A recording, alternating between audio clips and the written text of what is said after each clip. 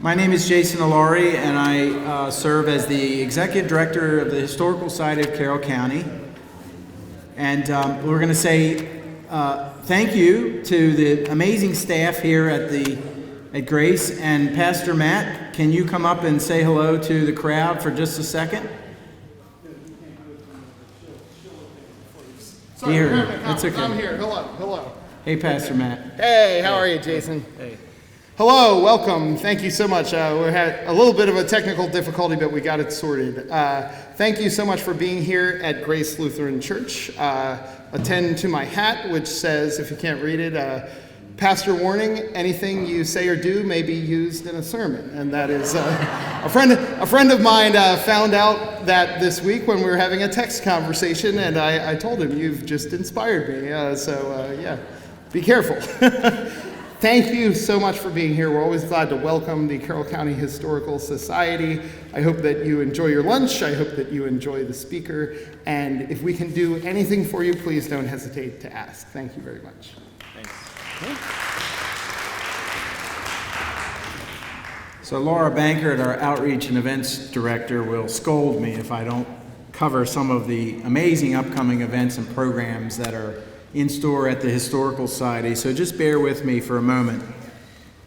Just a quick note, April 21st, I am persuaded they will do great execution. Will be a Carroll 250 talk, part of our Carroll 250 speaker series. That's at Mount Airy Branch Library at 6:30. The presenter is Travis Shaw. He's an amazing historian and speaker out of Virginia. We also want to announce May 10th, this society will be at the Flower and Jazz Festival, so come see us there at our booth. May 10th, another Carroll 250 speaker series. This will be a talk about Ellsworth Cemetery, and there is a tour included with that. Also, May 20th, our next BLT, the Snowdens, the Shellmans, and St. John Catholic Church, presented by Dr. Melanie Nielsen. It'll be right here, same time, 12 o'clock next month, our next BLT. And then finally, May 24th, an afternoon with Mary Shellman. You've probably seen the postcards that are lying around there. I think there were some in the lobby. An afternoon with Mary Shellman. It's going to be a terrific event. We have a reenactor playing Mary Shellman from Colonial Williamsburg. Mary Shellman's original poetry will be recited. Music that she wrote for the suffragist movement will be on display. We're going to have a band that is going to play her music, and you'll be able to hear that probably for the first time in a long time. So that is May 24th at the Carroll County Arts Council, 2 to 4. Please mark your calendars for that event. And of course, we have the Mary Shellman Civil War to Suffrage exhibit opening up at the Historical Society in the Shellman House in May. So thank you for letting me share all those amazing events that the Historical Society is putting on. Can we have a very big, warm round of applause for our two sponsors for today's talk? We have an anonymous sponsor, and we also have Sherry Regal is sponsoring today's talk. Can we have a round of applause for those folks? If you're interested, you see an upcoming BLT and you think, I want to support that person, or I love that subject matter, you can go to the Society's website. The sponsorships are $75. They help offset the cost of rental of Grace, and they offset some of the expenses related to refreshments. So please keep that in mind. If you want to be anonymous, we can do that, but we can say your name and you can be acknowledged for supporting our terrific BLTs. Another announcement to make. Cindy is going to be talking about some of the samplers that she brought today, but the Historical Society brought 8 samplers from our collection for you to see, and they are truly magnificent. Sage and Aiden are back there kind of manning the table, and the only thing that we'll ask is that because our samplers were pulled right from the collection, they're not in a case and they have no glass over top. So if you have coffee or cake or something, maybe just leave it at your table, and we wouldn't want a piece of that amazing cake to drop on one of them. So just keep that in mind. But you can see those after the presentation. And Cindy, I believe you're going to have someone actually holding up the samplers for you during your talk. So you'll be able to see the samplers that Cindy brought with her today. And with that, I think I got it all right, Laura? Okay. I'm going to introduce Cindy. Cindy Steinhoff is the Vice President and Program Chair for the Anne Arundel Genealogical Society and a member of the faculty of Anne Arundel Community College, where she serves as Director of the Library. She holds a Bachelor's of Education. Yes, Lynn. Thank you for finding her, Lynn. We followed each other a long time. That's right. She holds a Bachelor of Education degree from Edinburgh State College, Master's of Science from Clarion State College, and a Master of Business Administration from the University of Baltimore. Her interest in genealogy stems from hearing stories as a child about her maternal grandmother's family who came from Scotland. She enjoys improving her research skills by attending courses offered by the Genealogical Research Institute of Pittsburgh and the Salt Lake Institute of Genealogy. Cindy is also an accomplished needle crafter, a member of the Annapolis Historic Sampler Guild and Loudoun Sampler Guild. She often speaks to genealogy groups. One of her presentations addresses how family names and dates stitched on a young girl's sampler make it a source of genealogical information. The sampler was a rite of passage for young girls to establish a skill and find their place in society. Her work in this area is included in a book that she co-authored, Delaware Discoveries, Girlhood Embroidery, 1750 to 1980, published by the Biggs Museum of American Art in 2019. So Cindy, please come up and share with us your wealth of information. Thank you.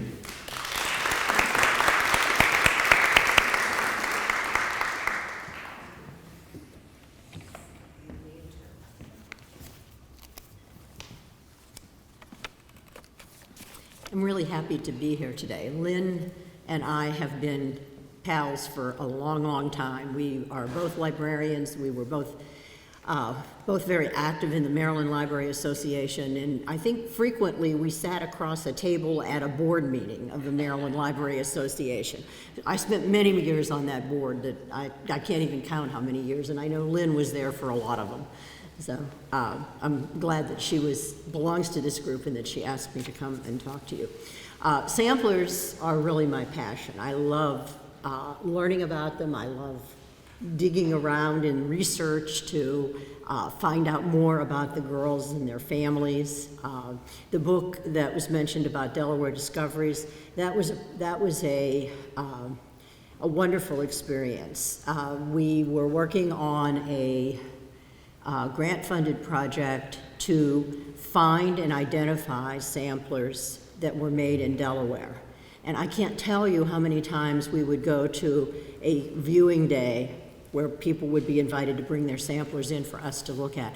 Can't even tell you how many times we would go there and somebody would say, well, you know, the girls in Delaware didn't make samplers. They just didn't do that here. They did that in Pennsylvania. They didn't do it in Delaware. Well, we were aware when we started the project, we were knowledgeable about probably 75 to 100 samplers that had been made in Delaware. And we knew they had been made in Delaware because the girls often would put their location. So they would put the name of their town, the name of their county, even the name of their state. And there were a lot of them that were Delaware samplers. So between 75 and 100. By the time the book was published, we had 400 Delaware samplers. So there are more coming. I still hear from people who have a Delaware sampler that is not in the book. So there are many more of them still showing up. So most of the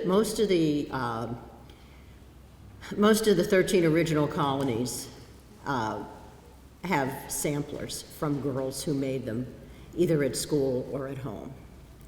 So don't let anybody convince you otherwise. Okay, so what we're going to do today, you can see the agenda behind me, I think. Next slide. Okay, so the agenda for today, we're going to do a general overview of samplers. Then we're going to talk about some Maryland girls who made samplers, and you'll see their names up there, and you'll see their samplers when we have a chance to show the samplers around to the group, or go back and look at them on the tables over here. And then I have I have two different Delaware pieces. One is a sampler that is one sampler made by a girl in Sussex County, Delaware. That was another thing we heard, that Sussex is the most southernmost county in Delaware and also the most rural one. And we also heard that nobody in Sussex County made samplers. They did, yeah. And then I have, and I don't know, on the table over here, and I'll talk about this at the very end. This is a group of 4 samplers made by sisters in a Delaware family, and we'll take a look at that towards the end. Okay, overview of samplers. As I noted earlier, the earliest known samplers made in America date back to the mid-1700s. There could have been samplers made earlier, and they were either just got worn out or were destroyed in some way, or we've just never found them. So there could be some that were earlier than that. Girls typically learned how to make samplers from teachers who taught in school. A few would learn from their mother, but remember, back in the 17 and 1800s, these families were large. It was not unusual for a family to have 10 or 12 or even 15 children. And so the mothers did not have a whole lot of time to teach the daughters how to do needlework, hence the schools picking up and teaching the girls how to do samplers. And often you find a sampler where the girl stitches her name and then she stitches the name of the school she attended. One of the schools in Delaware that produced a lot of samplers was called Southern Boarding School. It's located in the northern part of, it was actually more in the northern part of Delaware. And that school, excuse me, that school produced a number of samplers over the years. And of course, as I noted earlier, some girls made samplers at home from their mother or grandmother or another relative. And a lot of families truly did believe the work of their daughters to be works of art, and they displayed them in their home, and they were proud to do that.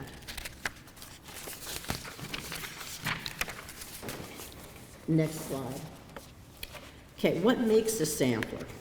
Well, early samplers were stitched mostly on linen fabric and with silk threads, because those were the kinds of materials that they had available. A lot, depending on the area where they lived, linen may have been a cloth that was woven in that area and was easy to obtain.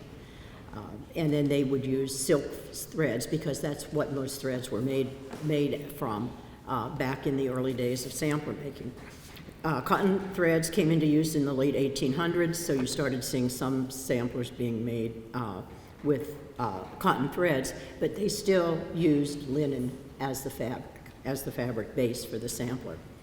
Some families mounted and framed their daughters' samplers and hung them in the house to be decorative, and they also did it because they were proud of their daughter's skill with the needle. And so they wanted to make sure that their friends had an opportunity to observe their daughter's work. And another myth I have to dispel, not every single sampler has an alphabet on it. That's another one of those myths out there that it has to be ABC, 1, 2, 3, in a lot of places for it to actually be a sampler, but it doesn't. You'll see over there, most of mine are a mix of some numbers and some quotes from various places, images, that sort of thing. But they don't always have to have an alphabet in order to be called a sampler. Okay, next slide. So how did I get involved with all of this? Well, my mother and my grandmother, my maternal grandmother, both did needlework. And they taught me how to stitch. It was mostly my grandmother who did that. I'm a lefty. Instructions for doing needlework are then, at least, I'm not sure about now, but then, of course, were written for somebody who stitched with their right hand, and believe me, there's a difference. So my grandmother was very patient, and she finally did get me to learn how to stitch using my left hand. And my stitching looks just fine. Even my mother thought that. I started doing this when I was, oh gosh, probably in my middle teens. I remember I was staying with my grandmother for a few days, and she decided I was bored. And so she handed me some money, and she said, go down to G.C. Murphy. They carry embroidery stuff. Buy it and come back and we'll do embroidery. And that's really what got me started, was my grandmother showing me how to do this. So I actually started looking at samplers when I was in high school or maybe my first year of college. And I would read books about them and just became interested in them. At that point, I never thought that I would be buying at auctions or other in other venues, buying old samplers, antique samplers, and maintaining a collection of them. After I finished college, I had time to go back to actually stitching again, and I started back to stitching samplers, of course, and I just kept delving deeper and deeper into the history of samplers. Collecting samplers started probably about 15 or 18 years after I graduated from college, and I've been collecting samplers ever since, and have a pretty nice collection of them at home. I belong to a number of needlework groups too. I belong to, I think it was in the introduction, I belong to the Loudoun Sampler Guild, which is located was based in Virginia, but they do a lot of things now via Zoom, so they have members, in fact, they do international, they had a speaker from Canada, so I guess I can say that they have an international membership and a group of people who are interested in samplers from lots of places that take part in their group's activities. And I belong to a couple of other sampler guilds that aren't really local, but I like to keep up with what they're doing and understand what it is they're doing, and see if there's anything new out there that they're looking at. So that's pretty much what I do with associations. The introduction mentioned that I was the vice president of the Anne Arundel Genealogical Society and service program chair, and that's something I've been doing now for about 6 years. And I've had a couple of presentations that involved samplers as a tool for genealogical research. Because again, since so many of the stitchers would put names and birth dates of their family members on the sampler, that could be the only way you found out how old Uncle Charlie was seeing his name on a sampler that Uncle Charlie's mother had made. Okay, next slide. Okay, now we're going to start talking about the samplers that I brought with me today. Are we doing a walk around with them? Okay. Okay, the first two that we're going to talk about are from the same family. One of them is Rachel Linthicum, and the other is her sister Elizabeth Linthicum. And those are I think the first two on the left of that, of the rectangular table there. The Linthicum family, as you can imagine, has some roots in Anne Arundel County, the town of Linthicum in the northern part of Anne Arundel County. Although there are plenty of Linthicums in other parts of the Baltimore area, these two girls were from the Anne Arundel County line of the family. So that's where I live now, is Anne Arundel County. We've lived there for, 40-some years now. So Rachel actually made two samplers. The first one that she made was not quite as ornate, not quite as colorful, not quite as well laid out as her second sampler, which is the one that's making the rounds here. These two, they're very similar. They're not exact, but they are very similar. So most likely the two girls had the same teacher.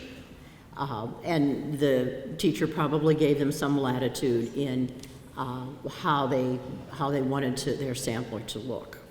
And these two are very similar to one another, but there still are some differences.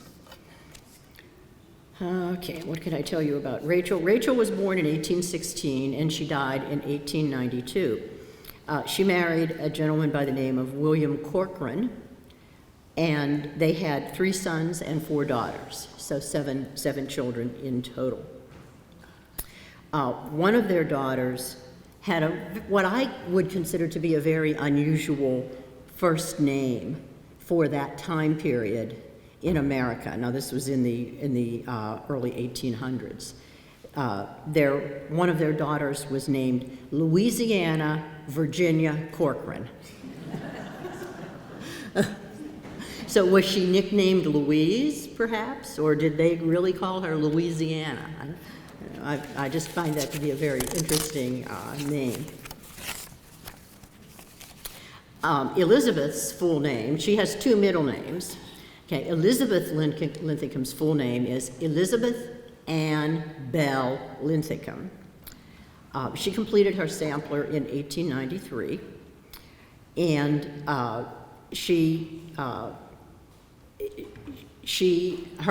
her family, her father, has I guess I would call it an honorary sign hanging in the town of Linthicum that gives his name and I think his birth dates, and then just says that he was one of the first Linthicum family members to settle in that area, and was part of the reason why the town ended up being called Linthicum.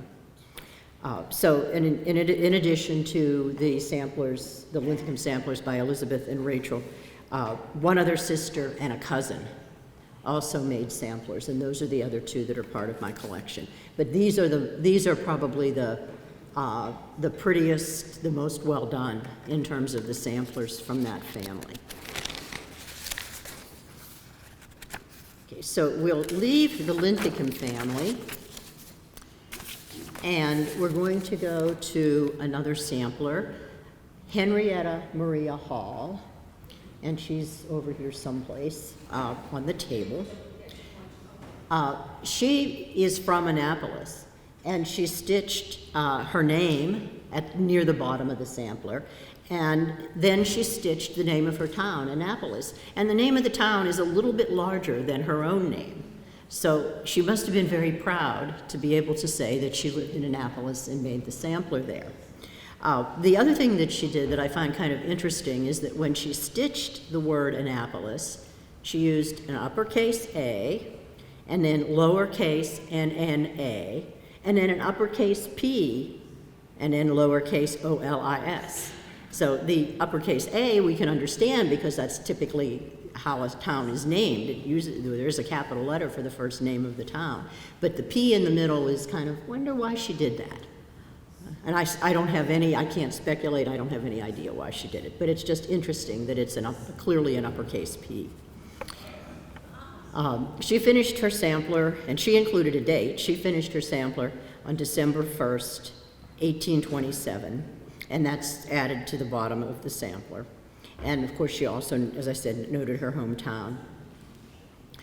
She was a tough one to research, and I don't really have enough information that makes me feel confident that I'm reporting on the correct Henrietta Maria Hall, because there were several of them that could have been in the age range of making a sampler in 1827, and I just couldn't find enough information that could lead me to which Henrietta Maria Hall, who lived in Annapolis and was of the age to have made a sampler, would this be. So the best I can say is she's an Annapolis girl, and her name's Henrietta Maria Hall, and she was born in 1827. And maybe someday we'll figure this out, because that happens sometimes. Serendipity sometimes strikes.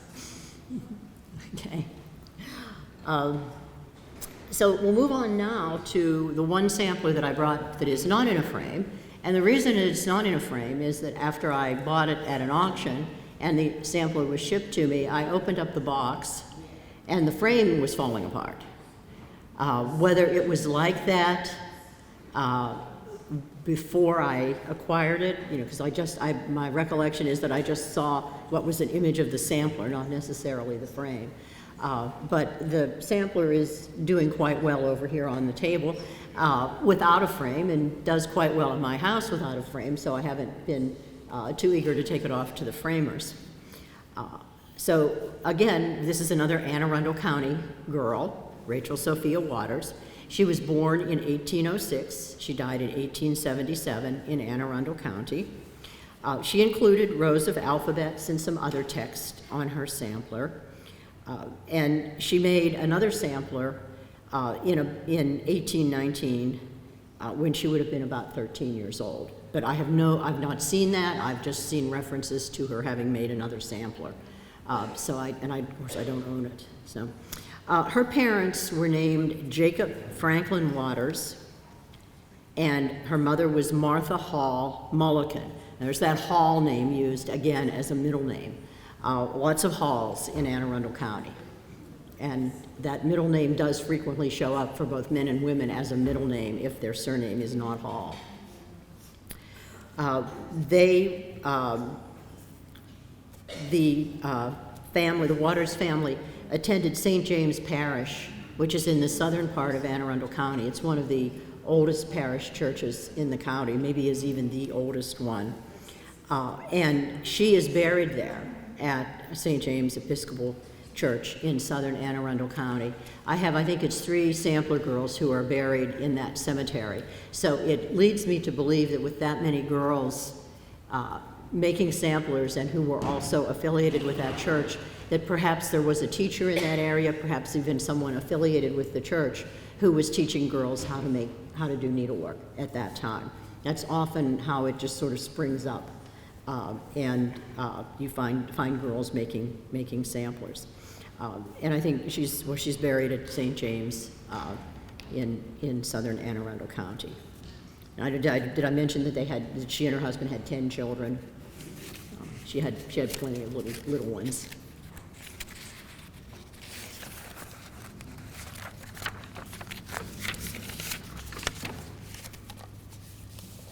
This is another one of my favorite samplers, Mary Edge Webb. Edge is her middle name. It's a family surname that her parents decided to use as her middle name. This family was from Anne Arundel County, and they lived, and some of them actually still do live, in the area, they live near the Severn River in Anne Arundel County, and they're generally in the Millersville and Crownsville area of Anne Arundel County. That gives you, if you're familiar with Anne Arundel County and those communities, then you'll have a pretty good sense of where they were from. But it's basically central Anne Arundel County, and this is going to be inland from the Chesapeake Bay by a few miles, although, of course, the Severn River flows into the Chesapeake Bay. Mary Edge Webb was born May 3rd, 1810, in Anne Arundel County. Her father's name was James Webb, and her mother's maiden name was Clarissa Harvey Magruder. Not really had much luck in finding her to see what her background is, but I will persevere and perhaps find that someday. Mary Edge Webb married a gentleman by the name of Henry Williams Woodward. Again, that Woodward family was another family that was very prominent in Anne Arundel County back in these times and lived in that same general area of what today is now Crownsville, Millersville area. Lots and lots of Woodwards. I have either 2 or 3 samplers where the girl's surname is Woodward. So she married Henry Williams Woodward. He was born in 1803, and they married on February 24th, 1835. Mary Edge Webb was about 26 years old when she married. She died on March the 12th, 1894, at the age of 83. Quite an age for someone in that time frame. And unfortunately, her husband died quite a bit younger than she did. I think they were married about 6 years when he passed away. And if any of you are familiar enough with the general Annapolis area, the Crownsville area, Baldwin United Methodist Church is one of the oldest, probably the oldest church in that particular area. It's not that far from Crownsville or Millersville. It's sort of would have been out in the country before they started building housing developments in that area. But this Mary Edge Webb and many of the Woodwards attended Baldwin United Methodist Church, which was there, but probably in a different building than what it has now. The current building was built I think it was in the early 1900s. So that's Mary Edge Webb, probably she probably grew up within about 6 miles of where I live. Now I have the 2, or the 6, I guess the 5 samplers from Delaware to talk about. And again, I just want to make sure that we know that Delaware did produce samplers. Delaware girls did make samplers. We spent about, we meaning others who were collaborating on the book that was eventually published about Delaware samplers, we worked for a good 10 to 12 years on finding samplers, holding documentation days, doing research, working with a publisher to get the book to be laid out and to meet my co-authors' very, very, very demanding color use in the books. She wanted the colors to be exact, and that can take a little bit of work to do that when you're doing a book.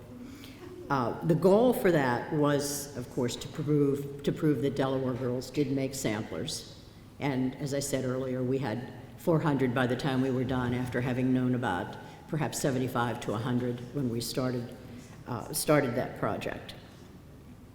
Dr. Allen was the lead in this adventure. She had spent most of her working career at the DAR Museum and Library in Washington, D.C., and at the point that I first met her, which was well before we started working on this book, she was still working there, and she was the director of that museum and library. And then she decided she wanted to retire and she wanted to write. And that's how the Delaware book got started. We often, both of us, Gloria and myself and others who worked with him, were often heard to say that we estimated that the project discovered at least 200 formerly hidden samplers. And that was absolutely true. So Lydia Wharton is the next one here from Delaware. And she has what is truly a marking sampler being a sampler that has mostly alphabets and numerals on it. And you can see that in her case, she also added a lot of family initials down near the bottom of the lettering in her name. She made her sampler in 1821, and all of those initials at the bottom check out as matching up with family names. There were a couple that don't appear, and they were likely children who were born after she made this sampler. What's interesting to me about this particular sampler is where Lydia lived at the time she made it. She lived in Sussex County, Delaware, which is the southernmost of the 3 counties in Delaware. It's also the most rural even today. And back in 1821, when she was making this sampler, it would have been even more rural, less settlement than other parts, say northern Delaware, where you had a city like Wilmington that was very much involved in trade, and so there was a lot of activity and a lot of people living in some of those larger cities that were to the north. But Sussex County was very, very rural, primarily an agricultural economy, and that was exactly what her father did. Her father owned quite a bit of land, and he farmed. I know the general area where their family home was located, and it still is pretty rural. It's still being used as a farm. I've not been able to determine whether any of the descendants of Lydia or others in the Wharton family are still working the farm, but it is still very much in a rural area of Sussex County, sort of like almost right in the center, really, pretty far inland from the beach resorts. And let's see, what else can I say? I know I've read a lot about the Wharton family. Her parents' names were Isaiah Wharton, and his wife's maiden name was Elizabeth Hetty Brinkle, Brinkle. Lydia married a gentleman by the name of Robert B. Houston. Now, if you come from Texas, you pronounce that Houston. But if you come from Delaware, you pronounce that Houston. Houston is Houston in Delaware. And there were many, many, many, many Houstons in this particular part of Sussex County. Eventually,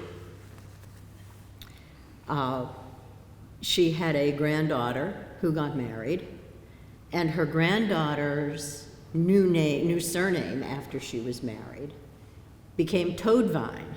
And yes, there was a fairly large family in southern Delaware that had Toadvine as their surname. And I think it's quite a neat name. It's different, it's very interesting. I have no idea what it's derived from. I guess I should do some research on that. But yeah, so Lydia had would have been her granddaughter who eventually became Lydia Toadvine. And a lot of the members of her family, including two of Lydia's brothers, worked at and I'll pronounce this in the Delaware way, the Houston White Basket Factory that was located not too far from where their farm was. And two of the brothers, older brothers of Lydia, were really running that company by the time I discovered and was reading about it. They had taken it over, I guess, from their father. And it was one of the biggest manufacturers of woven baskets in that part of Delaware. And woven baskets at that time were used a lot on farms. And Sussex County was an incredibly rural county, and there were lots of farms. So I could see why there would be a need to have a local company making baskets for agricultural purposes. And apparently this was quite a successful firm for that family, and operated for many, many years, even after Lydia's father and her brothers, who ran it for the next generation, even after they passed away, the company was still making baskets. And if you, I don't know how many of you are familiar with the Delaware beach resort areas, but if you know where Bethany Beach is located in southern Delaware and you just head straight west, eventually you're going to drive through some land that belonged to the Wharton family. That's where their property was located. So that's Lydia Wharton from Sussex County in Delaware. The last one we're going to talk about is a set of 4 samplers that are temporarily, let's call it that, temporarily attached to a piece of mounting board because I have to sort of figure out what I want to do with them. Okay? This group of samplers was made by girls in the Eves family, and it's E-V-E-S. They were from Newcastle County, Delaware, which is the northernmost county from Delaware's 3 counties. They were from Newcastle County, Delaware. The girls' names are Elizabeth, and she's at the top left, and her sampler was made in 1808. Sarah Eves, she also made a sampler in 1808, and her sampler is next to Elizabeth. And their samplers are very similar. The other 2 Eves girls who made samplers are Anna Mary Eves, and she made hers, she's on the bottom left, and she made her sampler in 1817. And then Rebecca Eves, who made a sampler in 1825, and that's at the bottom right. And those 2 are more similar to one another than they are to the 2 at the top by Elizabeth and Sarah. I recently acquired these. I work with a couple of antiques dealers that specialize in samplers, and they know what I like, so they often try to entice me to buy. In this case, it was something that I really wanted. First of all, it was Delaware, and second, just the idea of having 4 samplers coming from the same family and they had descended through the family. The dealer that I purchased them from was apparently their family was cleaning out an estate, and when they saw when the family saw quite a few samplers still in the house, they called this dealer, and I don't know what other ones she bought, but she did buy these, and then of course now they're mine. And I just have to figure out how I want to have them framed. This family, the Eves family, at the point that those first two girls, the girls who made their samplers in 1808, at that point in time, you did not see many people with the Eves surname in Delaware. But as you went through each 10-year census, set of 10-year census records, there were more and more of them. And then they started spreading into southeastern Pennsylvania and up into New Jersey. And they were all connected to that one bunch of Eves family members who lived in Newcastle County and would have been part of that, the group of people, the group of Eves families, the same area where these girls' parents lived in Newcastle. So this is, I could probably spend the rest of my life researching the Eves family now, given the number of them that I keep finding when I do a little bit of research. So those, and I guess you're getting to see, yeah, you're getting to see the 4 samplers that are done by these girls. I have a surprise for you. Even Lynn doesn't know what this is all about. And I decided to just keep it a secret for everybody today. So I have it up here.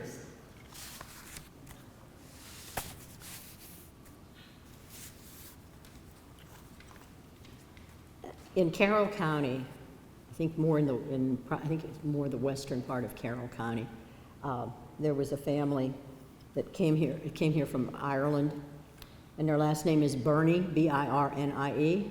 Does that ring a bell with some of you?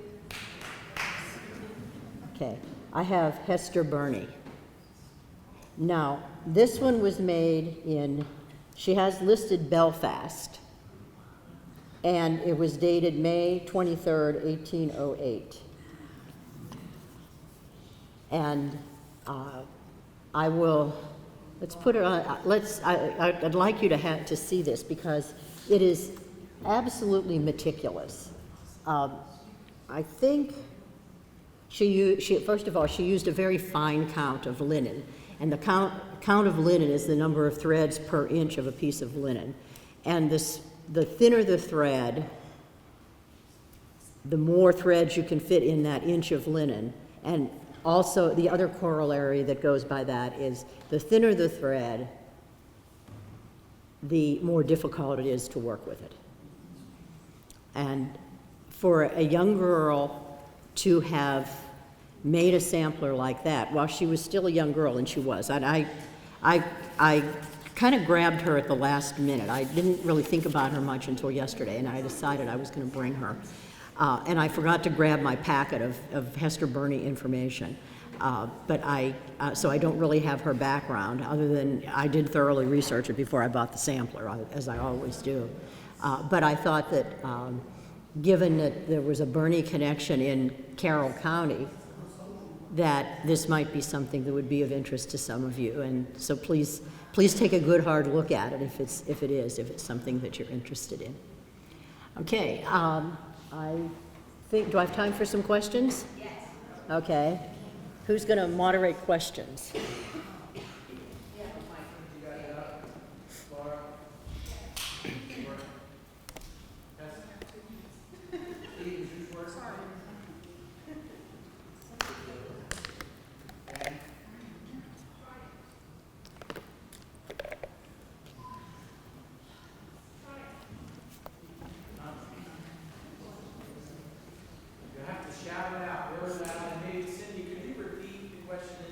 Sure, I can when I get a question.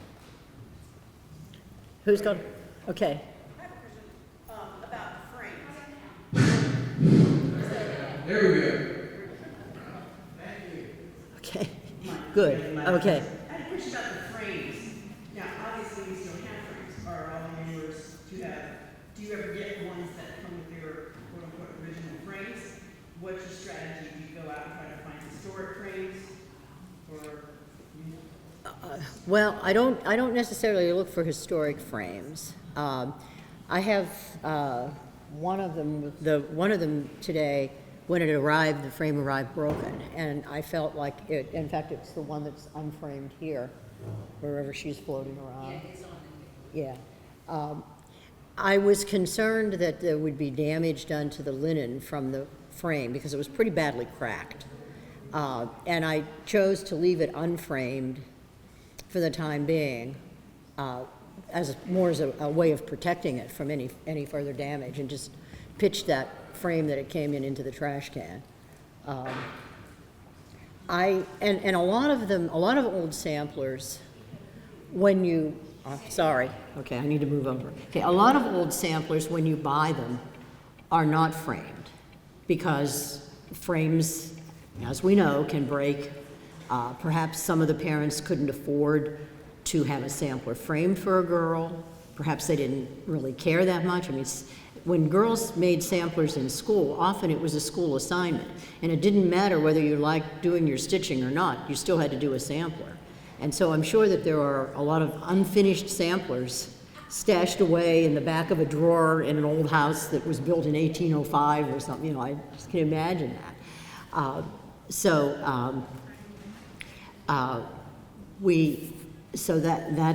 That also became an issue of preserving them. Would they be able to survive for a couple of hundred years? But a lot of them have. A lot of them, and like I said, a lot of them you see that a lot of them you can buy without a frame on it, especially if it's like a small antiques dealer or an individual selling them and they've just maybe never got around to framing it. If you go to one of the more well-known auction houses that do a lot of artwork, including samplers, they will probably frame them before they put it up for auction, just because they feel like it's a better presentation. So that sometimes happens, is that they get the sampler, they buy the sampler from an estate, or they buy a bunch of them from somebody who collected them or whatever, and then they just do new framing if there's no frame on them at all, or if the original frame wasn't in good shape. Cindy, I have a question, and then I'll pass the mic over. Roughly around ballpark is fine.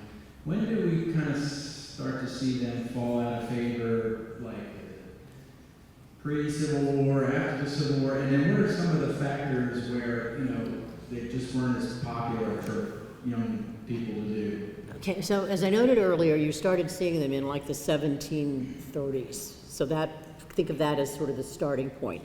But again, not a lot. And it gradually built up. Once girls started going to school, and needlework was often something that was taught in girls' school, in a girl's schooling, not necessarily by her mother, but she would go to a school that taught needlework along with the academics, or there were schools that taught only needlework. They could, go on Saturday mornings to someone's residence, perhaps, who was teaching needlework. So after, the number of samplers produced increased starting sometime after that, say 1730 point, when you started to see a lot of samplers made. And I would say the heyday, when most of the samplers were made, would have been between roughly 1800 and say 1840. And then you start seeing a decline. And by about 1860, 1865, you really don't see all that many samplers being made, not like they had been in the earlier 1800s. So it's that early 1800s period where you see most of them. Great.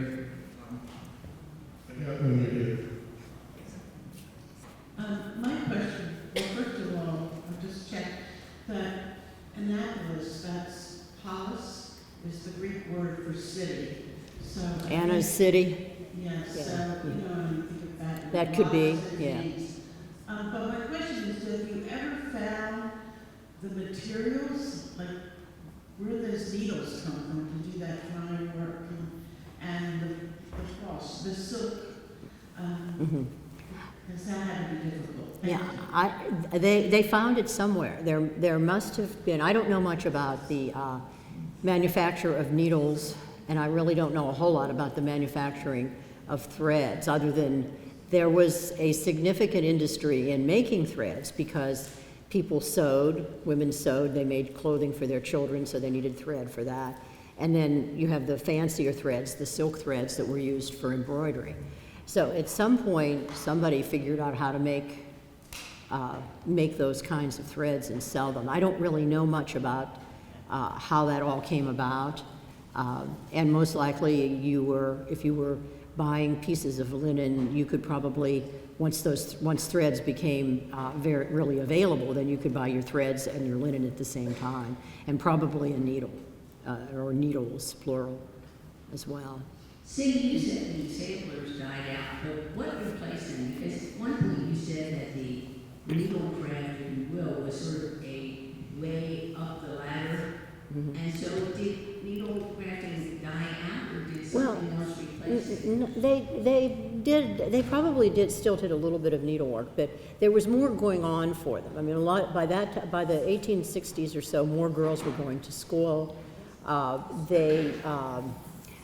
They might have been involved in other kinds of activities. They might have preferred reading over to doing needlework. At some point they got married, and often they were still getting married when they were 18 or so. So sometimes the girls got married and very quickly had their own families, so really didn't have a lot of time to continue doing needlework, or maybe never got interested in it. There was, I would think there would be more things of interest for them to do, to choose from, because as society developed and as more things were happening in the United States, I would think there would be other activities they might want to take part in, especially if they were going to school, and more than would be going to school later in the 1800s than earlier on. Cindy, I have a question and a comment too about, I think there's a book that I read about the Civil War where women took apart garments and used the silk thread to do embroidery and other work like that. My other question is, I was told once that in dating samplers, the alphabet, and particularly some of the letters like the J and S are different or missing. Can you address the alphabets? Yeah, well, there are different styles of alphabets. There are whole books, as a matter of fact, published on different styles of alphabets. And so they did have some choices about using alphabets. There also were some letters that they sometimes dropped and didn't include. I think J was one that was often left out of an alphabet. There might have been one other one. I can't remember what the other one might have been. But, and again, whether that was teacher dependent, that the teachers learned how to make her samplers and she never put a J in them, so the teacher's designs that she used with her students would have been probably without a J as well. I've not really read much about that. Just that, that there is a wide variety of alphabets. And actually, J is a letter that can sometimes look like an I when it's stitched on a sampler. That's one where you sometimes really have to look carefully. An uppercase I. I have a question. Sure. When young girls were taught this in school by a teacher, was there a pattern book that they could choose certain elements of their sampler so that they weren't all alike? I'm going to go over here and sit down. I'm getting a little tired. Okay. You won't be able to hear me. Never mind. I'll stay here. Okay. Thank you. Just take that.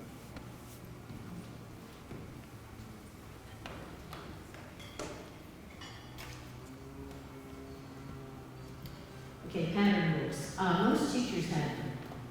They may have designed them themselves. They may have gotten them from friends or family members who also did needlework. But they did have some patterns that they could use. I don't know that right off the bat when they started teaching needlework that they had them. But they did eventually have patterns that were generally provided by their teacher. Did they draw the pattern on the fabric first, or they just counted as one? I don't know. I have seen some old samplers where you see what looks to be like some kind of a marking. But whether they were putting it on there to sort of keep their stitching straight or what, I'm not sure why, but I haven't seen much of it, and I have not read anything about it, but I wouldn't be surprised if they did, use some markings or even just draw a straight line to make sure that their stitches were even. Can you talk a little bit about the colors? I'm assuming that the stitching thread has faded, but do you think the linen has darkened as well? The linen can darken or fade or stay the same, depending on what happens with the sampler. If you have a sampler and you keep it, and you don't hang it on the wall in your living room, you put it instead, say, in a drawer in your bedroom or in the closet underneath the stack of sheets or something like that. The color of the fabric and probably the thread as well is not going to change all that much. It's light and exposure to sunlight. If it's in an area where it gets sun, it would make the more drastic changes to color. Threads, I think, were a little more unstable in terms of the dyeing. They just didn't have the kinds of things that we have today that can sort of fix the color to keep it from running or from changing color. But again, they still can fade. If they're hanging on the wall in your living room and they get a lot of sunlight through the window, you're probably going to see some fading from your sampler, even if it's made with threads that were made today. We've got two people up here. I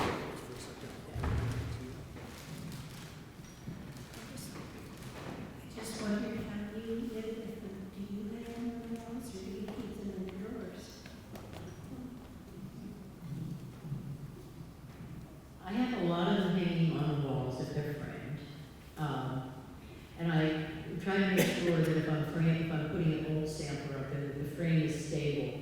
And I'm not going to have it hanging on the wall and then 6 months later all of a sudden crash, boom, it falls down. But I don't have space in my house to really hang all of my samplers on the walls. And of course, some of the samplers that I have bought over the years have been unframed because that's how they were being sold. If they had a frame ever in the past, that frame had long disappeared. Or I bought the sampler and the frame's in bad shape, and I felt I could do more damage to the sampler by leaving it in the frame than I would by just taking it out and leaving it flat. And my samplers that are not framed, by the way, are in archival boxes, so it's acid-free material. They're good sized boxes. I think most of them are about 3 feet square, and they just lay there flat with a piece of linen tissue, a piece of tissue paper between each sampler and the box. I don't need it. I presume you don't wash them or clean them. No, that's not a good idea.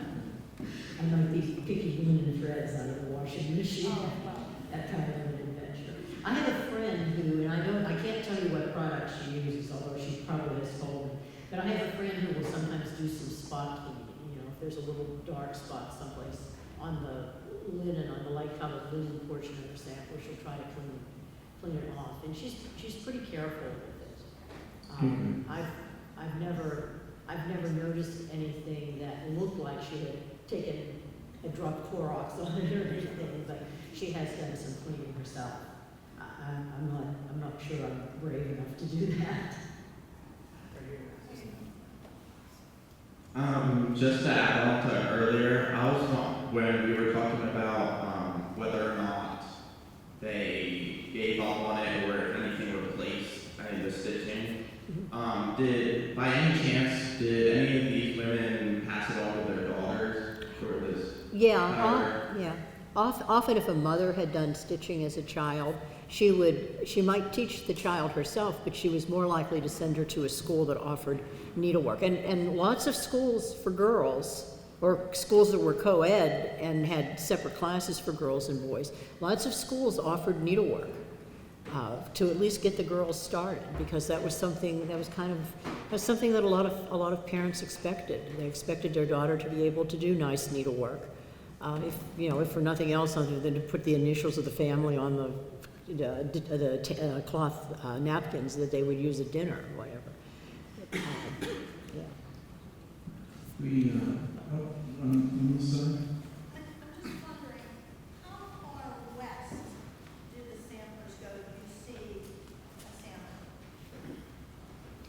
I would say, I think I can say this pretty safely, that they were much more common along the East Coast. New England certainly churned out a whole lot of samplers, all of the New England states. Mid-Atlantic, New York, New Jersey, Pennsylvania, and I'm going to lump Maryland and Delaware in with that group too. Delaware is this little teeny tiny state on the map, and we found 400 samplers there, so that's quite a bit for that. I'm not as familiar with samplers from the southern states. I have a couple of friends who collect samplers from North Carolina, so I suspect that there's something going on there where there were quite a few samplers made. You don't see too many older samplers that are west of the Ohio. Ohio has a fair number of samplers. Once you start getting west of Ohio, you get fewer and fewer. And I've never seen an old sampler made from California. That doesn't mean there isn't a few out there. But I've never seen anything from like truly the West Coast or the Rocky Mountain areas. I've never seen a really old sampler from those areas. That's a good question. I've never been asked that one before, but that is a good question. But it was, and I think it was just the timing. You know, the East Coast was settled earlier than the rest of the United States, and the families came from all over. You know, perhaps a lot of these families that came from England or Scotland, France, Germany, all of those countries had a pretty strong needlework thing going on at the time that settlers were coming to America. And the mothers and older daughters probably brought that skill with them, and they would just continue to be working with to be doing the work themselves, and to be working with their children, mothers working with their children to teach them how to do embroidery work. Or send them to a school. Thank you very much, Cindy. And everyone, please take some time, check out the samplers that Cindy brought and the Historical Society's, some of the Historical Society's collection. And can we have a closing round of applause, please?